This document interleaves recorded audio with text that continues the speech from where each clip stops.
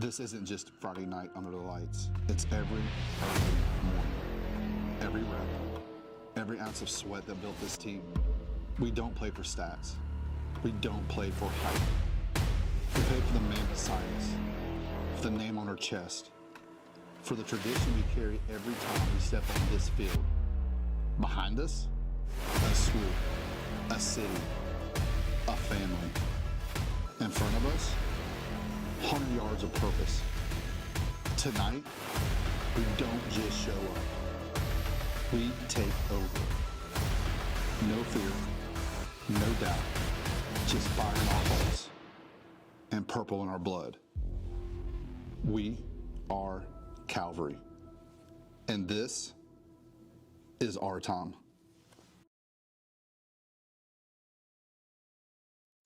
Welcome into another edition of the Calvary Coaches Show, live from Trailer Park Pizza Party on Habersham Street. For the head coach of the Cavaliers, Jason Cameron, I am Jeffrey Roberts. The Cavaliers are 4-1 after dropping their first game of the 2025 season on Friday against Jenkins at Memorial Stadium, 41-33. Coach, a hard-fought game. You knew it was going to be a battle, and that one-score difference really was indicative of how that game was played from both sides. Yeah, 2 years in a row. You know, Jenkins is a tough team. You know, we've talked about it we talked about it, the week before the game, how, team speed, size, and it showed. I was proud of our guys. We fought until the very, very last whistle, and as a head coach, that's all you ask for, is for our guys to fight. And then you think about how do they respond, and almost instantly after the game, you saw guys pulling guys in, keeping guys together, keep your chin up, and all we have, like the amount of text messages I got over the weekend of just, Coach, it's just time to go back to work. You're not happy, or you're not, you don't brush it off. I told the kids, I said, it's not going to define us, but don't ever forget how it made you feel, and let's just not let it happen again. Well, some of the details of this game: 236 pass yards for the Cavaliers, 252 on the ground, nearly 500 yards of offense. But the red zone was where there was some stalling, and you just couldn't get points up at the end of some of those drives. That was the biggest thing, And listen, Grady Shiver had a great day for 4 for 4 on field goals, which is as a play caller, it's nice to know that you're always going to get 3 points at least, right? Mm-hmm. But, you got to come out of there with 7. Our defense gets a huge stop to start the game. We block a punt, which we practiced all week, and, we stalled. Just can't happen there. It's going to be our focus, for the next week or so about getting, what is our go-to red zone. Obviously, we're going to talk to a young man soon that, should be our primary red zone target. But, when they take him away, what can we do? That's all things that we're trying to work on. Defensively, 373 yards allowed in rushing. That was an emphasis. You wanted to stop the run. You got him out of that wing T formation early on, but they still were able to pick at the defense. Yeah, that's what makes Jenkins kind of tough. It's 2 separate game plans, essentially, because they could beat you with the wing T, and we got them out of it. They couldn't move the ball in it. And, they went to their 10 personnel stuff, more spread zone based. And, the kid 28, the running back, is a really, really good player. And we had a hard time tackling him. That's why, if you came to our practice these last 2 days, it was intense, and we tackled. A game like Jenkins, there was a motto for the week of quiet the noise. It was the game that if there was any that were circled on the schedule, it was going to be that one. It was their homecoming, the energy at Memorial Stadium. How do you feel that coming in, your players had mentally prepared themselves away from film, away from the football field? I think it was great. What they have to understand, it's not just Jenkins. We're everybody's homecoming. We're everybody's Super Bowl. And when you put Calvary on your chest, you always have a bullseye, and it's something that we pride ourselves on, and it's something that we're proud of. So we got to understand we're always going to get every team's best game. So it's something that we got to prepare for, and we always got to be our best because we're going to get their best. Discipline-wise, for Jenkins, they came in and they performed on the field well, but they clearly had that kind of mindset as well of stay disciplined, stay locked in the game, and it came out with a win. Yeah, they played a really clean game. There was 2 footballs, and I was most proud of was both teams. They played the game the right way. There was no nonsense. There was no, other than the normal, talk here and there. There was nothing after the whistle, a whole lot of. It was just a clean, hard-fought football game. And I remember I said this at Thomas Blackshear's signing. I said my favorite thing about Savannah kids is, on Friday night, man, they want to kill each other, and they compete hard. And then after the game, man, it's hugs, and they still love each other because they're from this city, and they're super prideful of it. And if you were out there for the coin toss, closing in on that game, it was intense. WSAV was broadcasting it. It just adds that environment. But the Cavalier captains and the Jenkins captains come in, they shake hands, they say, love you, bro. Heard it a couple times. That, for the city of Savannah, a game like Friday night, a packed house, it doesn't get much better in South Georgia. That's what it is right there. It's great for the city. And oftentimes we have a lot of different things that happen. Unfortunately, 9 out of 10 times it's the people in the stands. It's never the kids on the field. So, like I said, I was glad it was just a clean game all the way around. Unfortunately, we lost. But for the city of Savannah, for that Friday night atmosphere, I thought it was great for both teams. So you're at the midway point of the regular season. A loss right now going into a bye doesn't taste as well as you would hope. You wish you were playing on Friday. Definitely. But what does that loss do at the exact midway point? Well, you got to learn from it. You know what I'm saying? You can't we can't sit here and feel sorry for ourselves because nobody will. We got Long County coming in a week. That once again, that's their homecoming. That's their state championship. That's their region championship. So at the end of the day, we learned from it, and we had a really I guess you could say honest film session on Monday, and we went out there and we practiced. Right back to work like our kids know. And I thought, our first 3 days this week has been really, really good. Like our last Tuesday and Wednesday you were out there on Tuesday, were as intense a days as practice as we've had in a long time. Grade-wise, what would you give to your roster through 5 games? I would say a C. And I'm probably a really tough critic. I just think this team's ceiling is so high. And I'm looking at games and we've been good in spots. I don't think we've been great. And I think that we're still kind of in that basement. I use that analogy a lot with our guys, and we're still clawing our way out. I think this team is going to be very dangerous when we put all 3 facets of the game together in one game. But you are also at the 5-game mark of your first year as head coach of the Cavaliers. For you and your coaching staff, what grade would you give? Same. I think it goes hand in hand. We're a we, not me team. So it's what I'm saying, the players only do what we put in front of them, and they try to execute it to the best of their ability. I think our game plans are great. We've always been prepared, but then we're going to self-assess, and where can we get better? Heck, we just said it. I didn't have my best night play calling in the red zone. You know what I'm trying to say? So where can we improve? So again, as a coaching staff, it's probably the best coaching staff I've ever been a part of, to be honest, just the way that we mesh as men. But again, hey, we were back to the drawing board on Sunday, and we're working to get better, and once again not let the same results happen again. Well, for the roster and the coaches, coach gives a C. I assume that C also can stand for Calvary. Let's say that as well. But we've got some A+ people coming up here on the Calvary Coaches Show. Junior wide receiver Marlon MJ Knight. He joins Coach Cameron and I, and a little bit later, it's Jeb Stewart, the tight ends coach of the Cavaliers. Stay with us for the Calvary Coaches Show.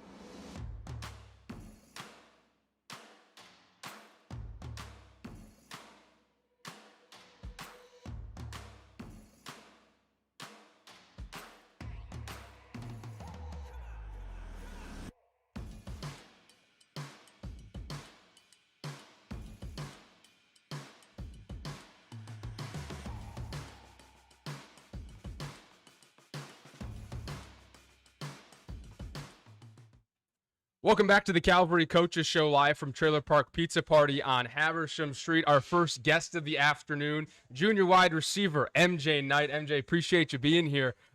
Football for you has been kind of the name of the game. Older brother played it. Talk about the influence of how you got into the game and where this journey started.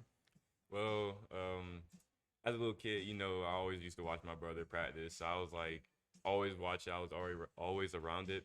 And, I always used to be running around. So my parents, they just said, you know what, you're going out there too. And, it just grew on me. I just love playing football. Just always been around it, I would just say. You said it was your first love, and it was something that even at a young age, you had that understanding of, I have to work for this. I have to, you could be young little tyke in Pee Wee football where the shoulder pads and helmet look huge. Yeah. But from that early age, why has hard work been something that's prominent for you? And I assume it's something that you learned from your older siblings that you have to work for it. Yeah, hard work has always been a thing for me. Just always seeing, like, if you want to score, you want to be seen, you have to work for it. You never can't be inconsistent with your, working. And for me, I always try to work hard, be consistent in practices. And as a younger kid, I always used to look at myself and just you have to ask yourself, am I going hard? Am I doing what I need to do? So just being consistent, working hard, and always just paying attention to what I need to listen to. So that's really it. Well, that hard work in your first year as an upperclassman for the Cavaliers, you lead the team with 70 reception yards per game, 19 catches, 350 yards, and 5 touchdowns. Coach, now to you, the hard work and kind of leading by example. Why is he someone that if you looked in a dictionary and it said hard work by example and leadership, this guy shows up? Yeah, and you got to start adding vocal to it too. Something that he's brought to the table that I wasn't expecting was his vocal leadership. He's another kid. I think we talked about. I believe it was Jay Varner at one point. He does it in such a subtle way. You'll watch him with the young receivers. He takes them to the side. He's not a big yeller and screamer now. It's just not him. But he does a great job of holding guys accountable. Like you said, you lead by example. So if you want to see how it's supposed to be done, and you watch MJ do it. And he does it in 3 sports. You know what I'm saying? So he's the same way in all 3 sports. And he's taken a vocal leadership that I wasn't expecting, which has made our wide receiver room, our DB room even better. He's part of the class that were freshmen. First year in the upper school at Calvary. When you get here, how has he developed? And an offensive mind and physically. Well, we knew that physically he was going to be ready to play. And look at him. He's filled out tremendously. He's a great looking kid. And we knew he was going to have the mindset. We know when we talk about kids, younger kids that are coming into Calvary, we refer to them as like he's an MJ Knight type. That's kind of like our analogy of like he's a great kid. He's going to work hard and he's going to get it done in the classroom and on the field. So, he's assumed that role for us. He's a huge target, deceptively fast, and he's probably got some of the strongest hands that I've ever coached. And MJ, it's a multi-sport thing for you. Year-round at Calvary, you are competing at a high level. Why does playing multiple sports for you make you a better, well-rounded athlete? Track, basketball, football, it all goes hand in hand. Just competing with everybody, always doing something, never just sitting down, just doing nothing.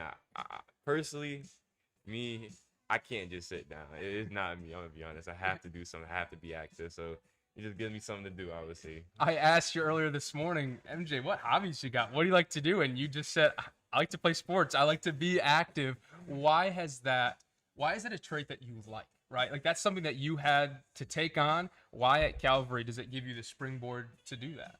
When you get an opportunity to play multiple sports, like why not? High school, you only get 4 years. So it's like, my thing is try everything. You can't, like when I graduate, I want to be able to say, hey, at least I tried it.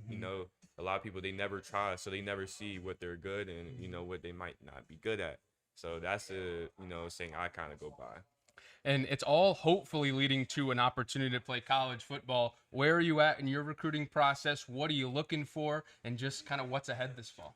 I'm at the stage where every game matters. I got to just go hard every game. Kind of trying to figure out where I fit in at. Kind of looking for somewhere where I can, elevate myself as a person, human being, as a man. And just somewhere where I could just learn, just be a better person, I would say, And you said you want to study engineering of some kind. So it can't just be really any school. It's a school that's got to have the right fit for you. All right, well, Coach, at the halfway point for him, kind of leading that wide receiver room and part of the junior class, what do you hope to see from him in his class the rest of this season? Because he's putting on a show when it has colleges noticing. Yeah, continued growth. Just like he said, he's a worker. He knows. So our theme this week for our team was, as men, it's hard to admit weakness. You know what I'm saying? There's times where, and when we say weakness, it's where can I improve? So, he's a guy that tackles that. He knows he wants to get faster. He knows he needs to continue to get stronger and become a better route runner. He's super humble because he's talking about like trying all these sports. You know what I'm saying? He's a state title contender every year in track. He's one of the leading scorers in basketball, and he's one of our go-to receivers. So again, he shows his character without even trying. He's just a humble kid. So he attacks it. What I love about MJ, he takes hard coaching. I get in him sometimes now, and he just takes it and he knows it's love, and he moves on and he just goes and executes. You never get a whole lot of kickback from MJ. He lets it absorb. He might not like it in the moment, but he understands where it's coming from, and he always executes. Well, through 5 games, MJ, coming into this bye off the first loss of the season, that was an emotional Friday night. How, as players, are you handling that adversity, and hopefully it just pushes you into more success for the rest of the season? Well, yeah, it was a tough loss. Kind of didn't feel right, but I kind of felt like it's going to help us because most teams, they never know, like, what a loss feels like. So now that we felt that feeling, now we're like, okay, we have to, like, go hard because we don't want to feel this feeling 5 games from now when it matters, And that's all I got to say about that. Well, MJ Knight, the leading receiver on the 4-1 Calvary Day Cavaliers. Appreciate you taking the time and hope you get some rest this weekend. Yeah. All right, when we come back on the Calvary Coaches Show, tight ends coach Jeb Stewart joins Coach Cameron and I.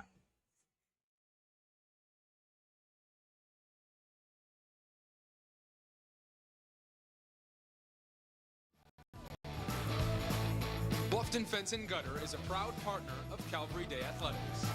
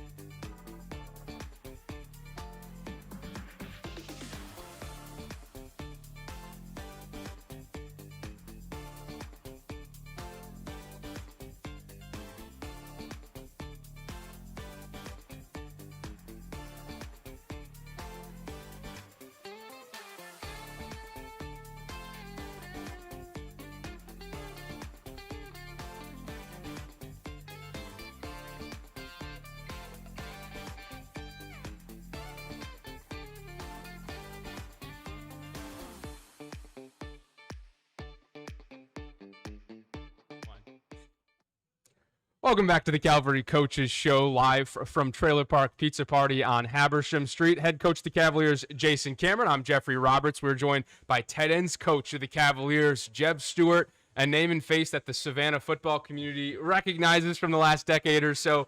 Coach, appreciate you being on the Coaches Show. Let's talk about kind of how you got to Calvary. There was a year break between your last job and here. Coach Cameron gives you a call. Why is that someone you pick up for? I kind of thought I was done with football after I retired and kind of moving into my business with my wife, and thought I was done with football. And coach called me and said, hey, you think you might want to come back and try it out. And it's probably one of the few people that could probably talk me into it.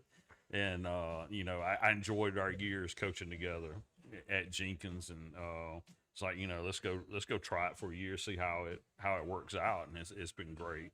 Some of the background for Coach Stewart: 4 years as the Windsor Forest head coach after a couple years with Coach Cameron at Jenkins, but that's just a sliver of your life in football. You said that when you were a toddler, you kind of latched onto the game, and 5+ decades later, here you are.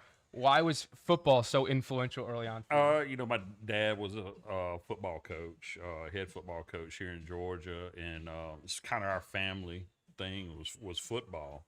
And when I got done playing, he was like, you love the sport, you need to go into coaching. And so when I went to college, I'd come back and help out where he was coaching at the time, and started my career there in 1995 at Camden County, and I had 30 great years at it, and it was kind of time to retire. And I'd love it here in Savannah, enjoy being near the beach, and and that's kind of how we got to where we are now.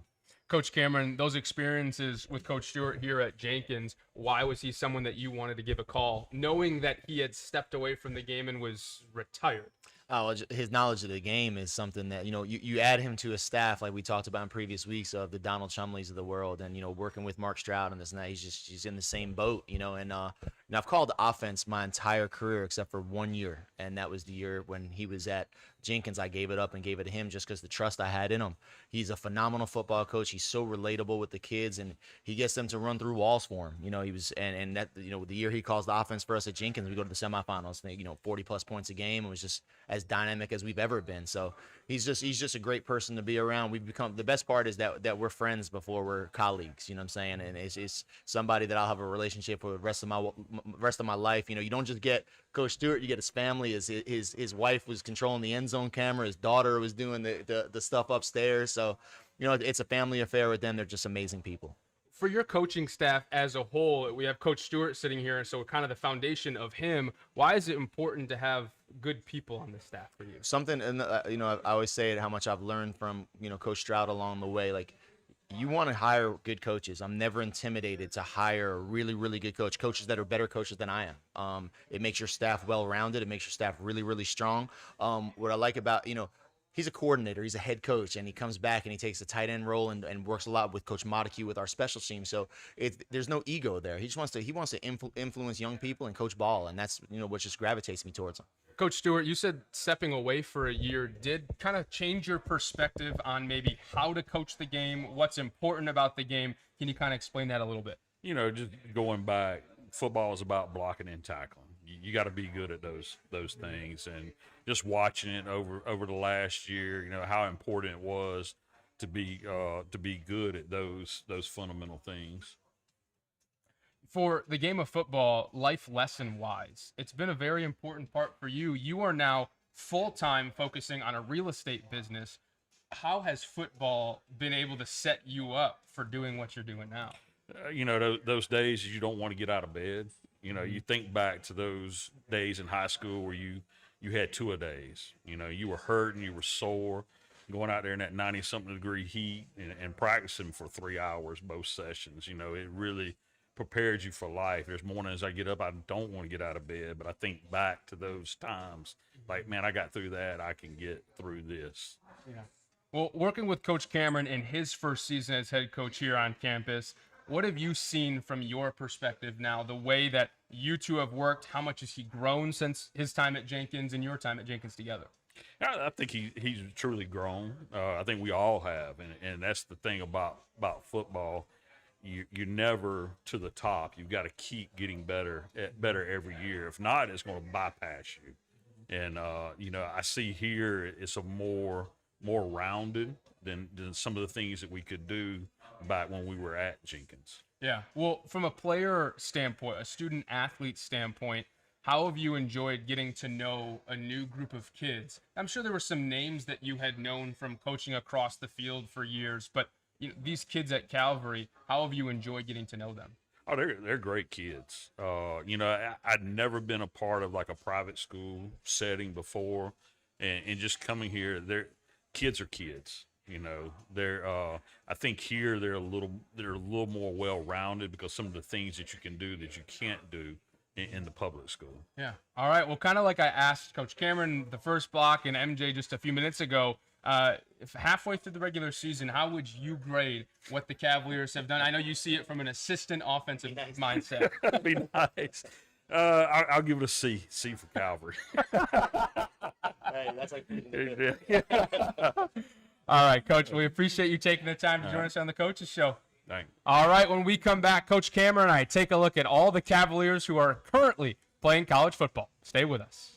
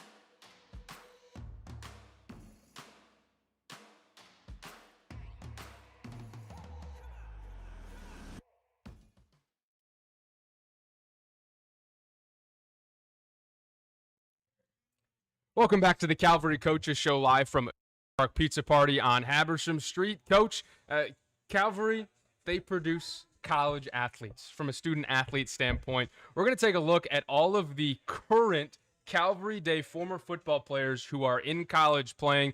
You look at the class of 2025, a Blackshear, a Moses Eccles, Dupa Coleman at App State. Class of 2024, loaded top to bottom that involves Jake Merkinger. And, of course, 23, 22, and 21. This is just in the last 5 years, Coach, and it's not just big schools either. Well, that's the best part of it. First of all, the best part of it is how academically all these kids are so prepared for college. When you leave there's Calvary education second to none. So they're college ready from an academic standpoint. But the Thomas Blackshears, the Jake Merklers, Mike Smiths, of course you're proud of those guys. You know what I'm saying? And you had some sort of hand in it. But they, God has blessed them with just an immense amount of talent, and they go to the big time. I love looking at the Chase Lucas is going to Knox, who's a starter right now, running back, starter, kick returner, man.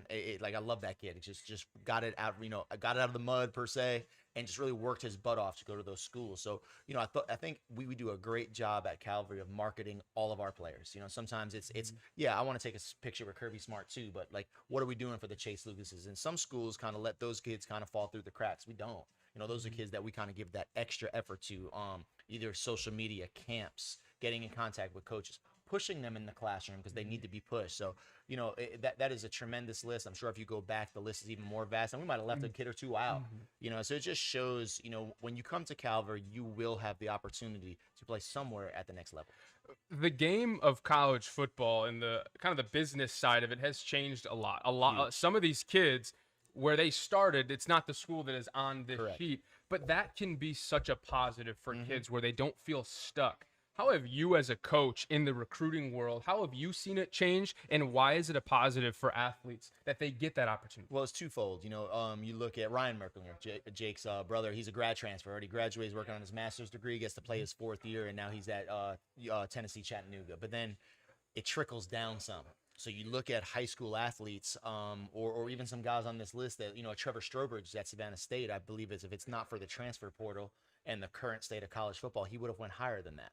So as a high school coach, at times we have to have these really difficult conversations with kids that I think 10 years ago go to Georgia Southern, Georgia State, etc.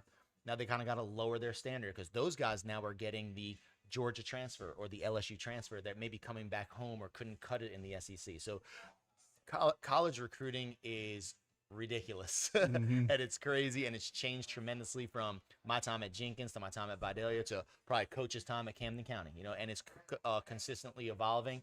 Us as coaches and players, just control what you could control, be super aggressive in your recruiting. I had a kid today asking me about, coach, this coach followed me. I said, get him your highlight tape, introduce yourself, get him your transcript. If he needs to contact me, let him know. You got to be super aggressive when you're in high school because you're already behind the 8 ball because of the transfer portal. And, there's some guys on this 2025 roster that in a couple of years when we're doing this, that long list is going to include the class of 26 and 27, tying back to the current team. The next game you guys have is hosting Long County next Friday. You've already installed a little bit for against them because they have one of the most unique offenses in the state of Georgia. Yeah, they do a good job of being who they are. They have their identity, and they don't get out of it, which I commend tremendously. They have really, really good football team. They're well coached, and like I said, they run that power T stuff, and they've added layers to it. So it's kind of one of those things that as much as we're focusing on us, we still in this bye week is touching a little bit on Long because they're a nightmare to prepare for. Last year, Calvary, you guys pulled away from Long County in the second half. Now back at your place, it's the midpoint of the home schedule. Getting into October, this is the time of year of the football season. You start feeling a little chill definitely. Because the fall is when it really ramps up. Yeah, I hope there's more chill in the air. Like, it's 90 degrees today, but it's time, man. It's amazing how quickly it's gone. It's already about to be October, and this is when you're in the middle of the season. Hopefully I told our guys today, if you put it in perspective, hopefully we have 11 more weeks to go. It just shows how much of a marathon this thing is. So, we're hoping to kind of continue to hit our stride, continue to claw out of the basement, and, Long County's our next opponent. And hopefully by that 11 weeks, it's a little colder out here. Us Northerners aren't big on the 90-degree humidity. Yeah, I'm ready for the weather change. That's a conversation for another day. All right, Coach, any final thoughts of bye week? You said that this week, preparation-wise, has been great. There are some kids on your team that are really kind of pushing themselves onto the scene. Yeah, we really push scout team guys hard, man. We do. Last week preparing for Jenkins, Reggie Curry, freshman athlete, we call him. If you come to our JV games, he lines up a receiver, DB, he plays quarterback for us at times because unfortunately Preston McBride holds for us for varsity, so only gets a certain amount of quarters on Thursday. But Reggie had a great practice week last week, preparing all those Jenkins kind of twitchy athletes, and he gave us as good of a simulation as he can. And he's one that his name's going to be up on that list eventually. Yeah. All right, Coach, that'll do it for this week of the Calvary Coaches Show. Calvary is 4-1 overall and 3-1 in region play at the exact midway point of the regular season. We'll talk to you next week right here from Trailer Park Pizza Party on Habersham Street. For head coach of the Cavaliers, Jason Cameron, I am Jeffrey Roberts. We'll see you next week.